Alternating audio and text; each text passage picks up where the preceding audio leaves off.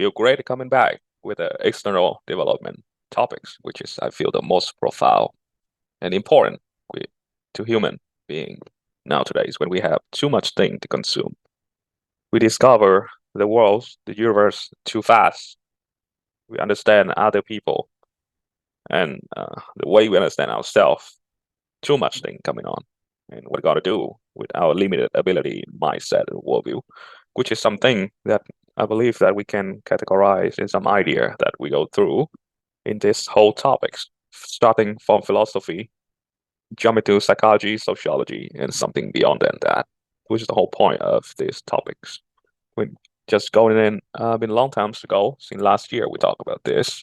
Of course, it used to be leading for a philosophy thing, but we can go through this. That the only thing you get to remember something is about the basic philosophy as the founding of all kind of different branch of science and ideology in modern worlds, which is our always suggestion. You should start with philosophical thinking, and then you can expand it in scientific thinking, a different way of thinking. All right, so there's something new, profound today. We're talking about the whole point of this external development of how we combine the idea of philosophy, sociology, and psychology. Because it's all come in the same root of mind, of us, of you, right? So this is some kind of model I already just developed a few minutes ago, but I believe that it's something important to have you understand, navigate yourself, the way of thinking from philosophy, from the intuitive and origin to psychology to understand about you, to sociology to understand about others, right? And in here, the center is you, and you have 5 core pillars, which is going to see it in philosophy, sociology, and psychology. And you see as something of that is more philosophical than sociology and psychology.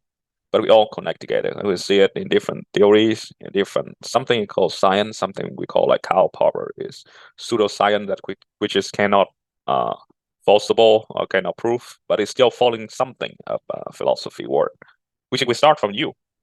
How you can define and articulate your mind to go through the logic A to B to C, that how the flow and how relationship of that. It could be correlate, it could be causalizations, which is true core of relationship you see in scientific method now today. And then you go critique. You got to critique yourself, critique your knowledge, critique your idea. That it truly understand it, and is it the right thing? Do we have any kind of bias? We do, which is basically what we draw our limitation, delimitation, and all kind of further study that we have in the formal science now today. Yeah, I know also related to the deeper critical thinking we always want to have. We all start critics of idea and yourself, and be careful of the bias you can have. Thirdly, there's a language. Of course, language is a way you appreciate and understanding the world and understand others and understand people in your group and people outside of your group. Language is only one of the most formal way, profound way that we can understand the world and how it articulates and how it makes sense in our mind. Which is people have more understand more language is more understand the concept a little bit broader than other, have a bigger worldview than other. It also articulates something like people understand the language, not include like explain a lot of like German, why they have a lot of great German thinker, German cultures always leading in philosophy, psychology, sociology. We don't see it later. Even hard science like Einstein speaking German, and a lot of scientists who are talking German. With the way they articulate the language, they make clear of idea and thought. There will be some example. So language is something important. You cannot get over it because social science is about essay, about wording, about playing and twisting with terms and ideology, which is the only way you can understand it is through language, either verbal or non-verbal.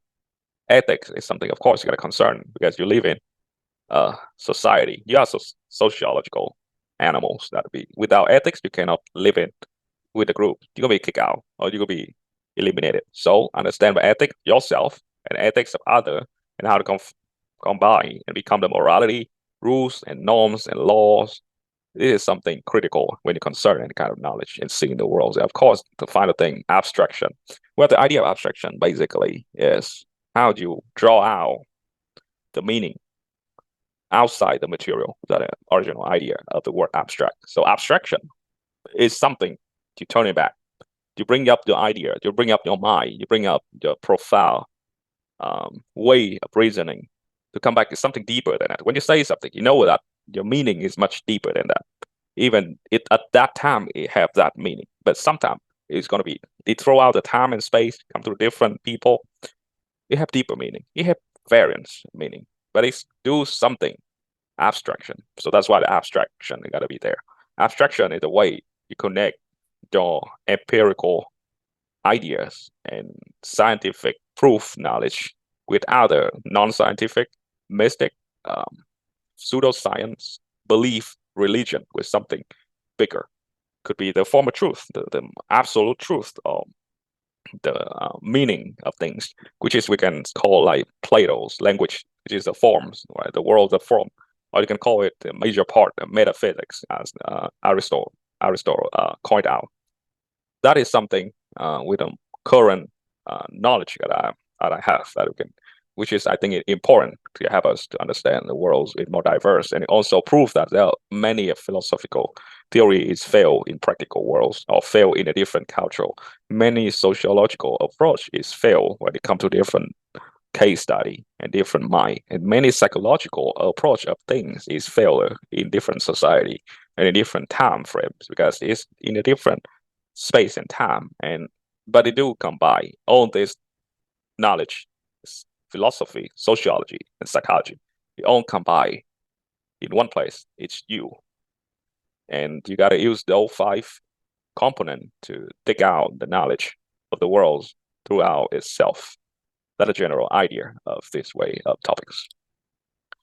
So where to go with that? So today we talking about something we not include in these topics. We do talk about sociology first, but now we are talking something earlier profile in the time frame of sociology, which is psychology. So I'm not a psychologist, so I not provide something so deep in that. I just provide something, a general profile and some general idea that we should understand psychology and where we should apply it correctly. So let's based on etymology, basically a side of language and wording. What is psychology, right? Psychology is based on 2 words, right? You can see it here the Greek psyche, which mean the breath, mean the spirit, mean the soul, something we using in the argument in philosophy and religion. And logia, well, logia is the study, the school of study. So whatever is logi behind is what does that mean? It's the study of what is study, which just means you got someone who do research and someone who teach for the student, and the student keep doing research and teach to other and prove someone right, someone wrong. That is the idea of study. And we need a whole study of something that be profound in a long period of time. So combine those 2 ideas. We have the word psychologia, and now we come in here, the psychology, the study of soul, and now we understand closer now with scientific approach in 1890s oral science. Modern science, we understand that the psychology is a science to study about the mind and a study about behavior.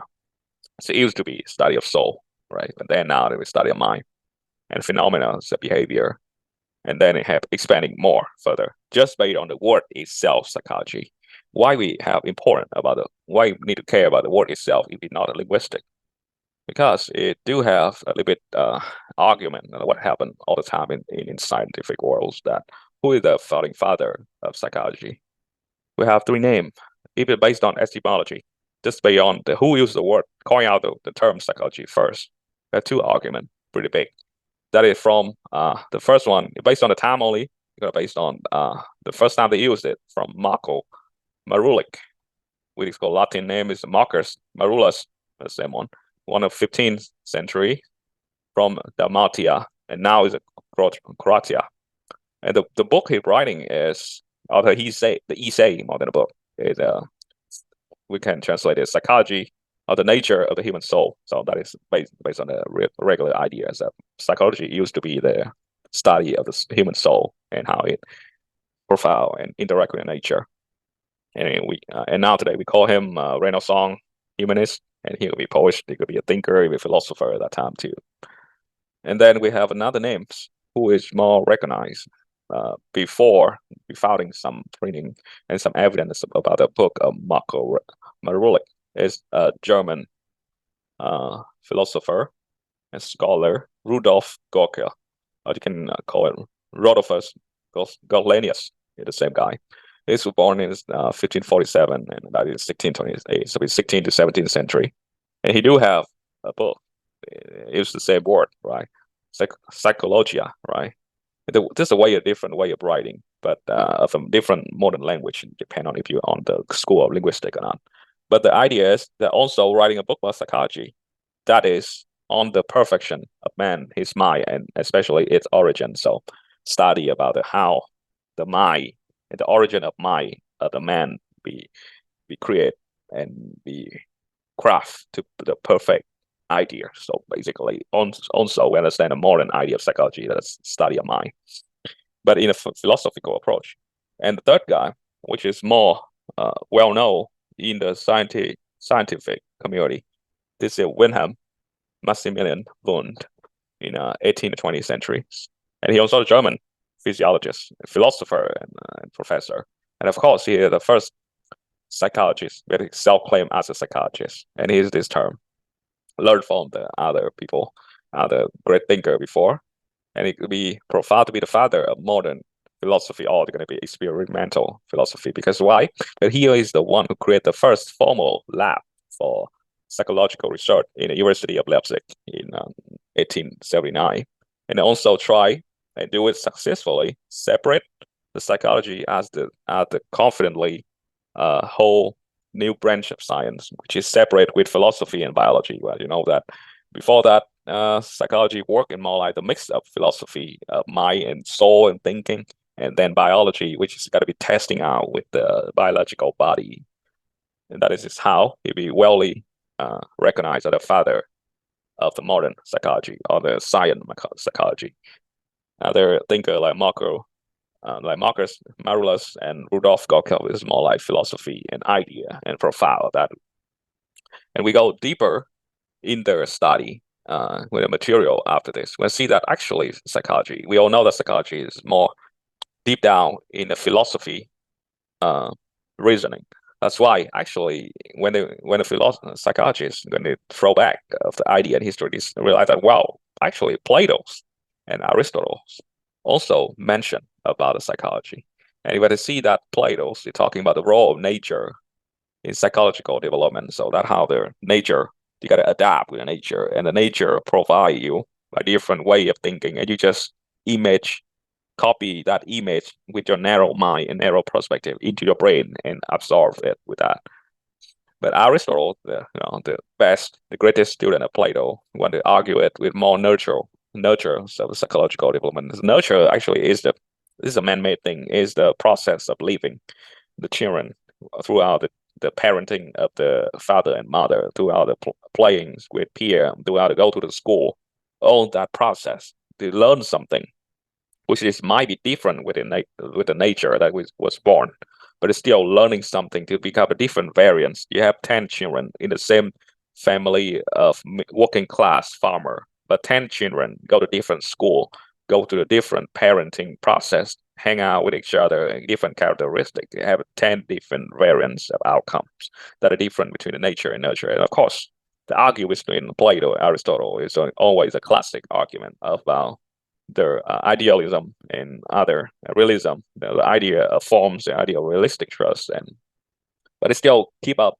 the science and philosophy try, because that it both happen in our mind. We know that some scientific evidence and narrow things out here we can prove it's not the whole big picture. Science goes so deep, cut it out, and open to small piece of the mosaic. And we do clearly know that with our up to now mind of human scientific approach and the way of thinking, that we know this piece is blue, but that piece of mosaic is not represent for the whole big picture, and how big that picture is, and who paint that picture, and who arranges, right? How is collaborated like this? How we end up here right now? There is something bigger in the darkness, in the unknown, which is we are falling a little bit on Platonism and idealism in that part. We cannot argue it, but we keep arguing until we find the truth. That is philosophical thinking and critical thinking, general speaking. All right, after the time of Rudolf Gregoff, we have Thomas Hobbes, right? We have René Descartes, we have John Locke, we have Rousseau, who also a philosopher, and do touching something related to philosophy. Some of that, it just majority of that in here have Thomas Hobbes and John Locke, and Rousseau is more about philosophy of politics or political philosophy that we sometimes human individual, or they at that time they call the man with a state, and the man with the commonwealth, the man with the economic something, and it always comes to mind that the way they change the mind and the way we change the behavior, that is something in the school of psychology. So they do touch it, even they use the philosophical approach of idea. Like when they separate the mind, the body, and the state, and the context, and the nature, and how we interact each other in the perspective of individual of person, that is the psychology work. But they just not call it, and they just use that terms, but they do not call it other major of that theory. That's it. That's why they're reclaiming the idea that of this topic, that philosophy, sociology, and psychology all combine.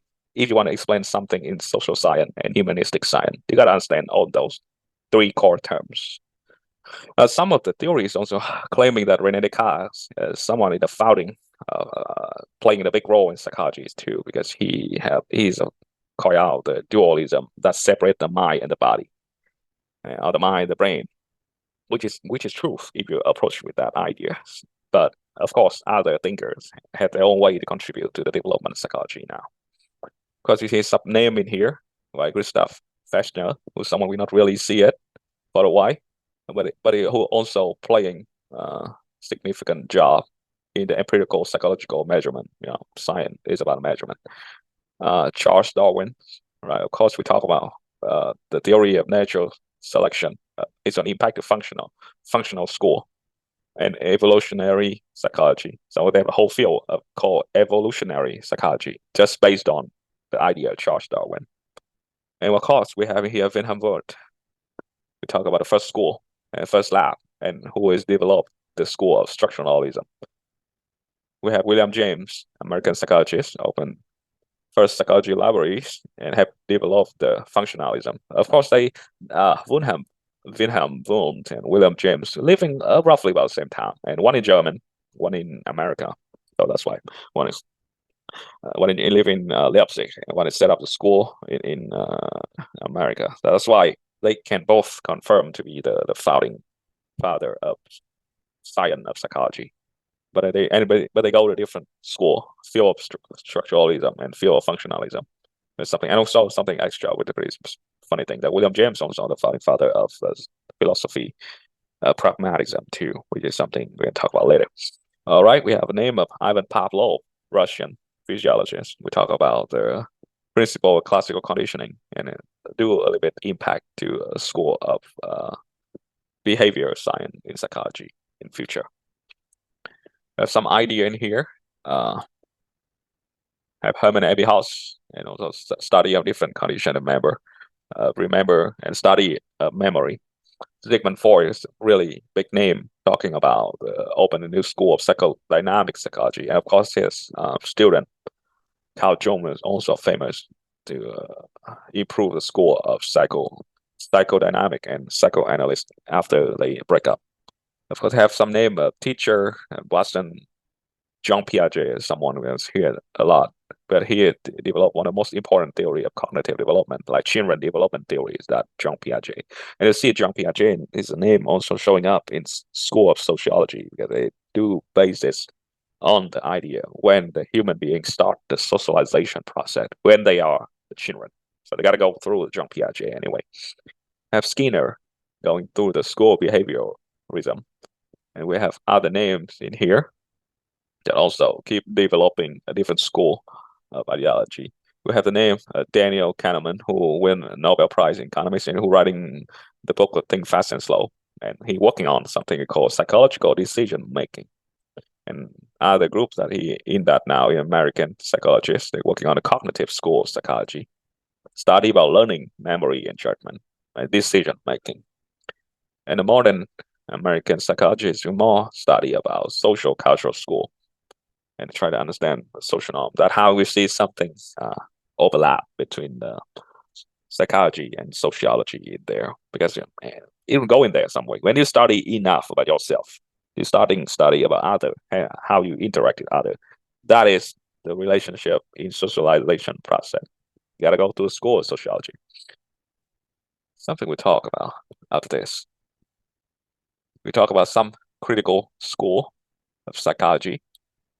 We already mentioned that it firstly is structuralism, to identify the element of structurals of how you create your mind and the way you create the idea. William Wundt and teacher. Second, functionalism. William James, American psychologist, we try to understand about animals and humans that develop a particular psychological aspect of the current process, how they function and how their mind function. The way structural as a way of function is a little bit different of that, but the way they conduct the study is a little bit different too. Psychodynamic, focus on unconscious thought, feelings, memory, early childhood experience determine behavior. Of course, is the founding father Sigmund Freud. Unconscious ego, the ID, Carl Jung, right? And after that, Alfred Adler and Erik Erikson. So Alfred Adler and Erik Erikson is more closing in the realistic, practical, scientific method of psychology with their theory and model than Sigmund Freud and Carl Jung. Sigmund Freud might be their time, might be the way they think, but Sigmund Freud and Carl Jung is more theoristic approach and more the mixed abstraction, which is when they conduct a lot of empirical testing and study, they cannot find the empirical evidence for the theory of Sigmund Freud and Carl Jung, but they still understand, recognize as the founding and the giant in this field, in this school. And the idea is still alive now, which is more, which is if you want to understand those ideas, you cannot just use the logic and the empirical evidence to understand. You also have to understand the profound idea behind it, with the abstraction and critique of the idea, as I say, because Sigmund Freud and Carl Jung are more connect to the philosophical idea, and they just represent it by their own language than the different idea of other scientists who really have stand on the ground of scientific method, empirical evidence, and testing out. All right, the other major school is a behavioralism, which is based on the not only study of mind, but also study of the behavior. That is how you use the mind and represent itself by the behavior that you can observe and test out. Of course, we have Skinner, the greatest name in this school. And cognitive study is study about mental process, perception, thinking, memory, and judgment. We have Ebbinghaus, we have Bartlett and Jean Piaget, and a cultural school, social cultural school. Of course, we have Stanley Stratner. And well, it is the idea of understanding all these different schools of psychology just help you broaden the worldview that psychology is not only understand by the mind, but also study about memory, understand about perception, judgment, about behavior, about how to construct the feeling, how to construct the thought, how to deal with all these things. This have multiple different schools to understand about that. Anyway, on the right side, we see a lot of modern overlapping and modern collective and collaborative structure of the development in the psychology. Now we see that there's something called biopsychology, neuroscience, which is used more physiological base to study about the brain and study about hormone and about the neurotransmitter and how it impact to our mind and how it impact to our behavior, our characteristic. We also have clinical and counseling psychology, which is they more about a practical practitioner. What's the name of that thing? They based on the theory. They not really develop the theories. They more using the theories that already developed and apply it to treat for the treatment of mental disorder. We have cognitive psychology. Of course, we still have cognitive school of that. Developmental psychology. We function on the research of how human beings develop their cognitive ability, emotion, and social change throughout the lifespan. They do have based a lot of idea about from Erik Erikson and Jean Piaget, because of course the cognitive development you cannot get over Jean Piaget, but it's more extending than and more details about the development approach. Forensic psychology, I've called it related to criminology and something about the justice system, criminal justice system. Health psychology, focus on health and illness and how the biology and behavior impact that. Industrial, organizational, and even environmental psychology, of course, related to the context, the bigger system that they have. I believe that some kind of leadership and management and organizational development, it apply. Maybe it is an application of this kind of school of psychology. Of course, in a much more complicated field of that, I'm gonna go detail. Personality psychology, which is something we always think that it's a separate school, but it's not really a big school of psychology. It's a small school of psychology because the understanding of personality is based on some idea of Carl Jung of the term persona, and they start based on that. They develop multiple of tests that MBIT, that could be some kind of Jungian test going to some kind of phi component, big phi in characteristic.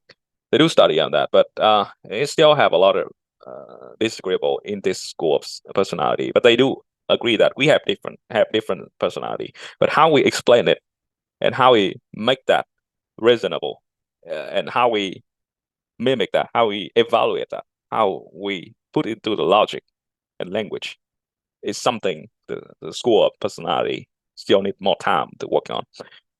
The next school is school and educational psychology. Of course, it narrowed down into education. Social and cross-cultural psychology, testing about different social group and cultural group and crossing. And lastly, the sport psychology, they do in more sport behavior. And the general idea of the school is that how much of the knowledge and idea and the way that they approach in psychology will be different, the way we working on the terms and the name and whatever school we got to working on it in some way. But this is, I believe, the last part of this course. We're going to be talking about two material. Firstly, the material of the open public library introduction of psychology. You guys see multiple of table I already pulled out. It's just from this material. The link is in that, and you can know that. And this one thing I remind that public book could be gone after end of December or so. It's a good time to absorb all that public general knowledge about psychology, which is the most important. One of the key important science or school of thought that we need to know to understand the world around ourselves and the others.